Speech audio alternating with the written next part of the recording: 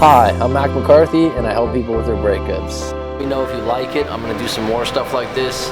If you are going through a breakup right now, go ahead and visit writemac.com, WRITEMAC.com. Send your story, and I can give you my take on that. Otherwise, have a good one. And today, what are the top red flags when dating? And red flags are one of those things that if you don't know what you want or what you're looking for, you don't really realize that it was a red flag till it happens. So, what are the top red flags when dating? What were the defining moments in your relationship where you said to yourself, you really did that? Did you have a moment where you went like, did you really just do that? Did you really just say that? And when did you know that your ex was a bad person? So this is kind of a separate thing than dating. So I tied in the fact that we're going to unpack each one of these. But was there a moment where you just had this about that gut feeling where you went, ooh, and I'm going to get into a moment I had like that, where you just went, oh shit. And you look back when you were when you, obviously this is the funny part. This is why I always tell people to write out your story and get it to me and we'll unpack it together, because how much goes down, right? How much reflection goes down when you look back at your relationship, and you just like, I remember when I had that 5-year relationship or 4.5-year relationship, it's like you're sitting down for a week and you're just like, you're going to different moments. And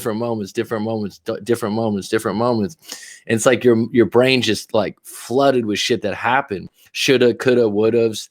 But there are some times when you're like, oh shit, I remember that one thing happened. That was kind of puzzling to me. I don't know why I got that feeling. Like, why did I get that feeling in that moment? And I don't know if we all are psychics or something like that, but I agree about gut feelings. But there's just something that was said or done and you went, ugh. And then after the breakup or a year later or 2 years later, you're like, damn, that was a fucking red flag. And you didn't even realize. And then you're like, oh, I should have known. You shouldn't. I mean, when you're in a relationship, there's so many variables that blind you to red flags, if that makes sense. One being intimacy and good intimacy. High levels of attraction will blind you to many things, including huge, giant red flags.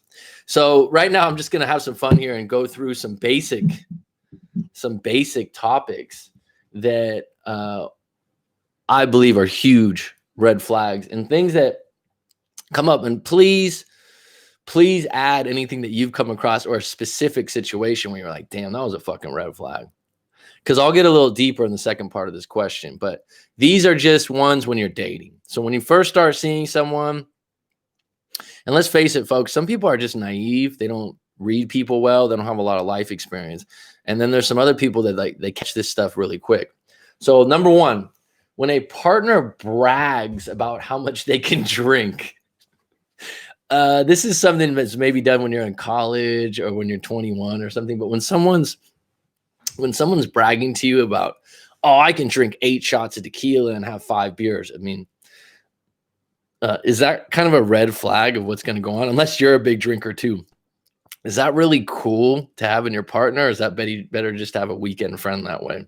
I've met people like this where they literally like, oh, I can take down this much alcohol or that much out. It's like, I'm not anti-drinking, but the idea that you think you're really cool because you can drink exorbitant amounts of alcohol at one time and you've somehow trained your body to do so, is that someone that you want to be your partner? In the moment, you might be like, oh, wow, you can handle your liquor. But in the moment, like if you take a step back, you're like, do I want my girlfriend to be bragging to everyone that she can down 3 bottles of wine? Number 2, when your partner puts you down for eating healthy or your date. So let's say you go to a restaurant and you're not just on a health kick. You just watch what you eat. You don't eat French fries. You're not a vegetarian. You're not a vegan, but you don't like, you watch it. You like to eat healthy.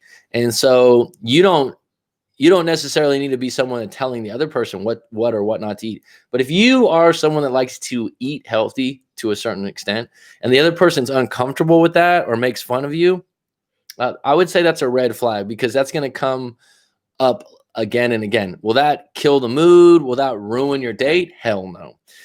Being in a long-term relationship where you value eating healthy, and I would say largely enough being more healthy, eventually that's going to become a problem. I've come across people like this. Oh, you don't like, Cheetos, you don't like French fries, you don't like this. And you're kind of like, it's not that I don't like them. It's just that I've chosen to eat healthier because it makes me feel better. It's like one of those things. I've discovered that eating ice cream, which I loved as a kid, I'm not anti-ice cream or if you want an ice cream, but I don't eat it anymore because I just don't feel good after. And it has nothing to do with the physical part, like, oh, I'm fat. It's just afterwards I feel like sluggish, tired, and I just noticed that. So another one, number 3, when your partner makes fun of you doing meditation. Now, I haven't had this, but some other people have told me this before. Because they don't do meditation. Again, this is a healthy act. This is something that's good for human beings that most people would agree. And if someone's making fun of you for doing that, you don't have to take it personal, but at the same time, you should be questioning, like, what are your good habits? Number 4, this is broad, but let's just be honest. Have you ever been with someone you're dating and they're just consistently being negative? I recently reconnected with someone that I knew years back from the teaching arena, and I was like, oh yeah, let's get a FaceTime and just catch up. And it was just an hour of negativity about everything and anything. I was like, wow, this person's really bitter. And it's just highly unattractive. And it should be a red flag, because that if they're consistently negative, not just about one thing, but about everything, it's not going away. And that's really hard to overcome when someone's negative. 5, talks about their close friends and family in a low way. So if they're constantly referring to their friends and family, not just gossip, but like extremely in low patterns. And I've witnessed this before, and I've actually done it before in my life. And I have to catch myself because I inherited it from my father. Not just bad, but just pointing out bad qualities and basically gossiping a lot. 6, hates their job. This is actually really big. This is something I'm going to include in my book, and this is something that cannot be overlooked. If you're dating someone and they hate their job and they go on and on about how they hate their job and who they work with, and they see there's no way out, they complain and they blame, this is a huge red flag. If they go, well, the money's good, so I stay. The big one in the States is, well, the benefits and the medical are good, so I stay. This is a huge red flag, because someone's settling for something that causes them pain and angst, and you're gonna have to listen to that all day, every day, and you're gonna be their pillow to cry on. Blows things up, extremely dramatic. So this can be men also, by the way. Something that I've come across this in people when I'm talking, like, you made this issue extremely dramatic. Don't you agree? When we unpack it in a live coaching session, sometimes people be like, I'm like, think about that for a minute, how dramatic you're being about this. Is this fair? Is this good? Number 8, treat service jobs like shit, like drive-through, Uber, waiters. This doesn't mean that they don't tip people high. This just means that they talk down to people. To me, this is a huge red flag, because I've had service-based jobs, and I feel like if someone's going to treat someone like that lower than them, it says a lot about their character. And this will actually show up in a date. If someone's indifferent, it's fine. But if someone's just constantly complaining to the staff, someone was just recently telling me that the person they were dating, it wasn't necessarily like they were rude, but they just constantly had to have the staff do shit for them, especially like, can you move me over here? Actually, the food was a little bit salty. Yeah, well, that's going to be how they treat you eventually. Number 9, is good at smoking large amounts of weed. If again, this goes back to alcohol too. If someone's one of these people that are impressed by how much they smoke, and they're like, oh man, not only do they smoke weed, but they are proud of the fact that they can smoke an eighth in a day. And you're like, whoa, like well, yeah, I got a really high tolerance. That might be a red flag for you. When you ask them about their hobbies and they have none. I don't really have hobbies. I don't really have time. Really? Nothing? Is there anything outside of your job that you enjoy? Not really. Okay. Number 11, they place an extreme value. This is a big one for me, so this might be personal. They place an extreme value on expensive luxury items or brands, but can't really afford them. Has anyone come across this one? Number 12, they are in major credit card debt and say they can't help it.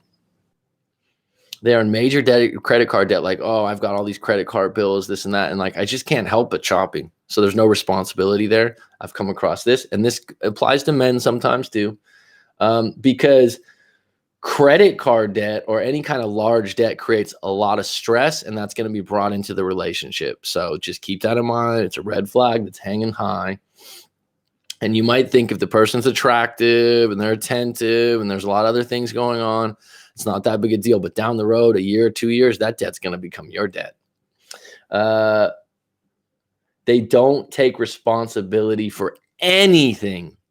They did something wrong. They knocked over a glass. The waiter shouldn't have put it there. Someone at their job did them wrong. They take no responsibility. I mean, I've said this before, self-improvement 101 is taking responsibility for everything in your life. And the opposite of taking responsibility is being blameful and excuse ridden. I've been this way in my life before. I'm mindful of it now, and I'm not one of those people that has zero excuses, because when I catch myself doing it, I'm like, wait a minute, don't do that. Number 14, they hate their parents. Now, this might not be their fault. This might not be a situation where they don't have a reason to hate they might have a reason to hate their parents. They must have had a bad childhood. That being said, do you want to deal with that? Because that is a load of problems that are going to be unloaded on you later on. It's not necessarily that they have family issues, because I'd say, 70-80% of the world has some sort of family issues they're dealing with, and that's fine. But if they hate their parents, or I would add or if they hate any group of people and they constantly talk about it, that would be a red flag for me. They hate kids. There are people out there that's just like, I just hate kids. And then they're like, oh, my partner hates kids, never wants to have kids, but it's okay with me. It's okay with you, but I mean, to hate kids, it's one thing to say like, oh, I don't really want to have kids, or I'm not ready financially. But when someone just hates kids, it's suspect to me, man or woman.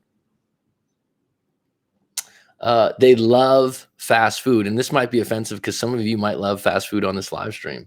I think that at this day and age, watch the documentary A Fast Food Nation and really get out in front of the idea that you are really damaging this isn't just appearance, but this is just actual health and energy. And so if they love fast food, that would be a red flag for me. It'd be a turnoff. And someone say, oh my God, no, it's actually deeper than the fact of the taste of the food. It's more the detriment it causes to people's bodies. You can, like I said, A Fast Food Nation, there's 2 different documentaries on that, or a book. And I think it's, what's his name that does A Fast Food Nation? Something Sproles. Marcus Sproles? No. Rob, do you know this? Finally, they complain, 17, they complain about saving money and not having money, but make no attempts to get a better job or seek a better career.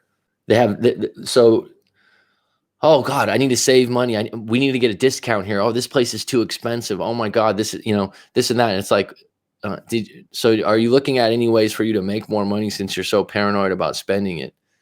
No, I kind of like my job. Okay. So those were 17 off the cuff that I had come up with.